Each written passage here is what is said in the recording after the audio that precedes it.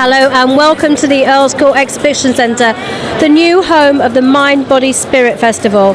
Here we are in London. Things are really hotting up here. The crowds are pouring in on this Jubilee weekend, and we're going to be meeting some of the key speakers and participants at this year's event. Can't wait. My first stop was to visit a lady who could unravel the secret of our fingerprints. So Helen, we're here on your stand and you've got a workshop quite soon. Can you tell us a little bit about your divine fingerprint analysis? Well, what it does is it tells you effectively what it is, how you operate on the most basic level. It's like I choose to believe that your soul infiltrated your cell structure of your body and actually made an impact on you and said, this is what I want you to learn, this is what I want you to, how I want you to serve. So how I want you to serve is normally a way that kind of comes naturally and easily to you. It's what you're drawn to do, right? But there's something that gets in the way, there's something that holds you back. And that thing that holds you back is what you're here to learn. I love to talk about the fact of jumping in a swimming pool. Imagine the moment you're born, you get thrown into the swimming pool, right? And it's a bit like, it's life. That's what life is. It's like a swimming pool that you jump into. But you're in the stuff, and it's like, what is this stuff? And you eventually figure out it's water. And then once you kind of get comfortable in that sort of aspect, you start to think, oh, I think I'll head over there. Just feel drawn to go there. And boy, you're making all this effort and you're exhausted. You don't feel like you've made any progress at all towards your destination. And then what happens is that you're floating, but you can still feel that pull, but you don't feel like you can get there, so you start to get depressed, right? Which I think is kind of a bit sad. What you haven't realized is that you have legs. They're weighing you down. The moment that you realize that you've actually got legs, and then you figure out, hang on a second, maybe I should learn how to kick these guys. They turn from being the thing that holds you down to the thing that actually powers you and speeds you to where you want to go. And the legs are the lesson, okay? The lesson that we're here to learn. The skill we want to bring into our soul's personality, if that makes sense, all right? And the purpose, what you're really drawn to is your purpose. And then the water that you're swimming in is what we call your life school. And so what I'm doing in my workshop today is I really want to talk to people about the water that they swim in. And so we're going to be doing the fingerprints, and we're going to be talking about actually, okay, what school are in. People are going to be looking at their own fingerprints and figuring out what school are they in. How has their soul decided they are here to experience life? Because we all experience life slightly differently. It changes how we communicate, it changes what people experience when they're with us, and all that sort of stuff. Did the police ever ask you for a few tips on how to analyse the fingerprints? No, they haven't done so far, but they don't really know about me. But you never know from now on. Meanwhile, Anya went to visit a psychic artist who had a spiritual vision. You're a psychic artist and you're here at the Mind, Body, Spirit Fair at Earls Court. Can you tell me a little bit about what you do? I use art as a means of connecting to other dimensions. I connect with energies that are not contained within physical bodies, that are not in human form at this point in time. And it's because art puts me into the right side of my brain. The right side of my brain is very creative, it's open, there's no linearity, there's no sense of time, there's no rules, there's no regulations. So if I can use art to get me into that side of my brain, then all things become possible, including communication with non-physical entities. So here I'm actually connecting with people's spirit guides who have an agreement with an energy to help guide them through this human lifetime. And through the power of art, I'm connecting to them, I'm bringing through an image of what they how they want to appear to this person, and then also bringing through messages of guidance and support for the individual. How do you begin to connect with somebody's spirit guides? Do they come to you through imagery, or is it clairaudient? It's a very uncontrolled and automatic process because I'm not a trained artist. When I'm doing this work, I don't see them and then draw what I see because quite frankly, I'm not a good enough artist to do that. So it happens very automatically for me. So through a combination of the natural textures of the pastels and the natural texture of the paper combined, I begin to see images. I begin to see facial features and eyes and ears and noses and mouths, and I just naturally pull them out, what's already there. I get a sense that these energies kind of impress their energy upon the piece of paper, and then I'm just drawing out what they put there. And once I do, a face starts to emerge over the time that I'm spending with the person, and then the clairaudience kicks in. I begin to hear messages that they want to give to the person, and sometimes messages even appear in the picture itself. Words or numbers or symbols will come out in the pictures themselves too. Roger's just done this picture for you. Is anything about it familiar to you? Does anything strike you as... I think what Roger's been saying and the messages that were coming through, I've got a good idea who I think it might be. So it just resonates. I was really excited when he was saying about it. So I don't know, it's just got, my heart is just like really pounding. And it was lovely to see some of my old friends so busy giving psychic readings at Star Temple. I'm here with James Phillip from Celestial Earth, and we're going to find out about his School of Psychic Development and Healing. We're teaching a range of healing arts, so spiritual healing, Reiki, and some Celtic shamanism as well. And then in addition to that, we're teaching psychic intuition, clairvoyance training, and channeling, and many other things also. Now, you've mentioned clairvoyance. A lot of people associate clairvoyance with spiritualist mediumship. Is that the kind of clairvoyance you're teaching people? We're actually working with clairvoyance and also clairaudience, the hearing, and clairsentience, the sensing, in really every respect. Some people may just want to improve their own sense of themselves, self-awareness, through seeing and hearing more clearly, for example. And then other people are coming and developing the full spiritual mediumship, connecting with loved ones who've passed to spirit before. However, more typically with Celestial Earth, we're connecting and sensing with guides, angels, power animals, and really sometimes the divine beings as well. So it's a very broad spectrum. I say from High Street to heaven. So, personally, what are your specialisms? Me personally, I describe my specialisms as channeling. So channeling spiritual teachers. One might say that's my differentiation, is that I'm very much a channeler of any divine being. But maybe my leading guide is a spiritual teacher called White Eagle, or Great White Spirit in Native American culture. And he's fairly well known in some areas of spiritual realm. If he were here now, this is a bit of a cheeky question, do you think he would have a message for our viewers? Is it possible to ask you that? It's definitely possible, you can always ask.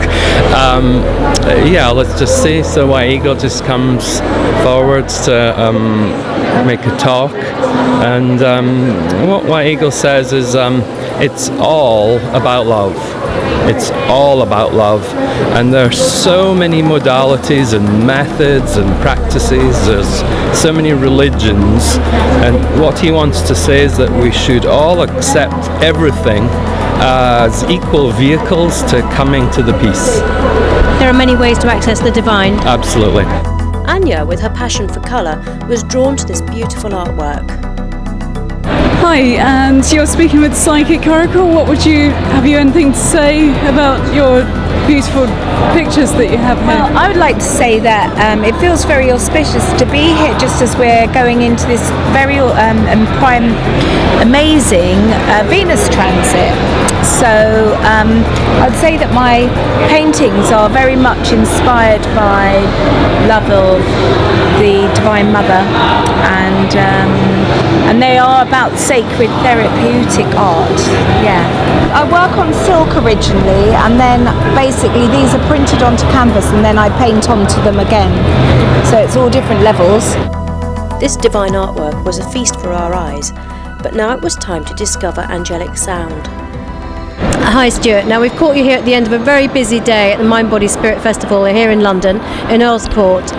What have you been up to today? I've just been doing a 3.5-hour workshop in relation to angelic sound healing, which is the balance of the two items that I deal with in life, in the sense of helping people through this great transformation, this great shifting point at this time. One is to do with channeling 12 specific angels that call themselves the Angels of Atlantis, and the other is dealing with sound as a healing modality.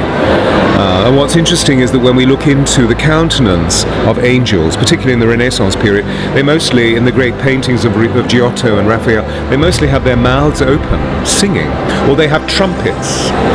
One of the attributions that we're given at that time is that angels are here to provide us with sonar and doxa. Latin for sona, sound, and doxa, praise. So what I do is I bring the whole substance of the angelic countenance through sound, because sound is at the core of creation, together, to literally pulsate through people's bodies so they become drenched in a beautiful angelic elixir that enables them to become the people that they want to be. The important thing is that we each have a note, which is our signature note, and that's the song of our soul. And what I've discovered over the years is that most people don't sound that note because we're educated and conditioned into producing another form of vibration, which is the vibration of the head. So you can probably hear that I'm sitting in my body with this sound. And where most people sit is here, like this. So do I sound as though I'm using my note? Or do I sound as though I'm using my note? It's a very different vibration. So I've just had a group of about 100 people upstairs moving into harmony and walking out feeling utter bliss. At the end of the day, if you were able to sum up in one sentence what your purpose and your message is now, what would that be? To dispel fear in people's hearts and to encourage them towards a sense of their own divine unity. We've all heard of using incense for our spiritual work, but this frankincense was the best in the world. Anya went to find out more. Now I'm at the frankincense store site with Shenbaz. Tell me about what you have here today. So what we have today is the finest frankincense from Oman, and it's very good for purification of the atmosphere. It's really good when you use it for your psychic experiences, your ability to connect with another world. Frankincense is a raw ingredient which is used in perfumery. So in France, loads of frankincense gets shipped. Maybe not Omani frankincense because it's one of the finest and most luxurious, but Somalian frankincense does get used a lot in perfumery in France. Also, I read on here it's good for arthritis pain. How would people take that? You would boil and drink this. So I'll show you one of the resins. This is the yellow hodgery, and what you would do, you would take this individual piece. So I'll get a nice large pear-shaped piece, and you would boil this until it's fully dissolved, and once it is dissolved, you just drink it, and that's it. Wow, so it's like a medicine. It is. One of these is equivalent to around 10 ibuprofen tablets. Is there anything else that it's good for, as well as arthritis? It is. It's good for kidney problems, arthritis pain, menstrual pain, blood purification. So it just purifies your internal organs. And as you mentioned, it is an anti-inflammatory. So anywhere you do have the pain, it reduces this pain and swelling. We were enchanted by the goddess portraiture as we made our way to meet a very modern shaman. So Jez, we've just caught you after your performance and before your workshop. Can you tell us a little bit about what you're doing today at the Mind Body Spirit Festival? We're looking at a wounding story on 3 different levels: the personal, the ancestral, and then the collective. We all have wounds that hold us back in life or that keep us down, no matter how enlightened or spiritual we try and become. And sometimes we can ignore those, but we see them shamanically as sources of strength. So what we will do, but we have to transmute that wound and pain into something of beauty and blessing. So the way we do that is by changing the story behind them. So something may have happened to you, say 10, 15, 20 years ago, whatever. It's not what happened that matters, it's the story we tell ourselves. Whether it's a wounding story, i.e. it's going to happen again and we're going to carry on down that cycle, or it's a healing story, and we're looking at transforming them into healing stories. I work as a psychic as well, but I completely identify with a hurtful situation that people can find it difficult to get past. I think it's a really interesting suggestion that you're turning it into a healing story. Yeah, that's the shamanic way, as I understand it, because it's about recycling. Basically, we don't throw anything away. Everything that's ever happened to us can be either a source of keeping us down and keeping our spirit oppressed, or something that will make us grow and learn. And the wound is seen as the initiation, because life is painful. Life is, by its nature, as soon as we're born, we care about people, we lose people, that's painful. So it's what we do, but that's part of the spiritual journey. It's not about just going out there to spirit, because that's where we come from. It's coming into here. So the initiation is the wound. A lot of indigenous cultures, they would literally wound the body. They would get a knife on when they were teenagers, and that and scar the body, and that was a reminder that life is painful, but what comes out of that is compassion.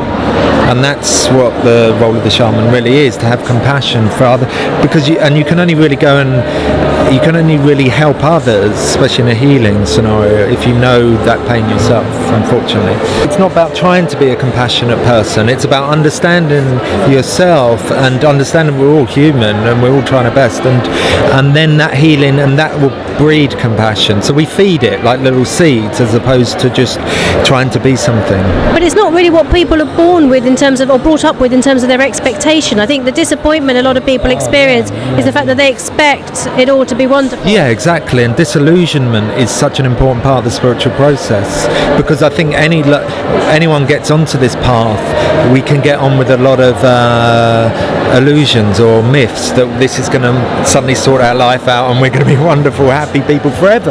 And that isn't realistic, I think. So the disillusionment is part of the spiritual path, an important part, because then it goes deeper. You have a deeper relationship with spirit, one that is much more real, shall we say. So have you got a final message for our viewers today? Life is a risky business by its nature, and so it's how much passion, how much yearning we have to connect with something greater than us, and that I feel the spirits hear us, and they will come to us. It's our song. Sing your song of life, whatever it is. Thank you very much, Jez. Our pleasure. Gün dolandı dağı taşı, gidiyor